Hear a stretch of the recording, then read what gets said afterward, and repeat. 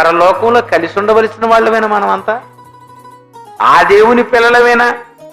తెలుసో తెలియకో ఒక్కొక్కప్పుడు కొంతమంది విచిత్రంగా ప్రవర్తిస్తూ తప్పులు చేస్తారు, ఏదో పొరపాట్లు చేస్తుంటారు, ఏవేవో కొన్ని జరుగుతూ ఉంటాయి. కానీ తప్పదు, మరి తప్పదు. నువ్వు క్రైస్తవుడివేనా? అయితే నువ్వు టెన్షన్ అనిపించు. నువ్వు క్రైస్తవుడివేనా? అయితే బాధ అనిపించు. బాధే మరి.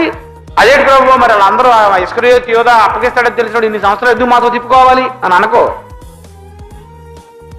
పోవలసినోడు చివరి వరకు ఉండి పోతాడు.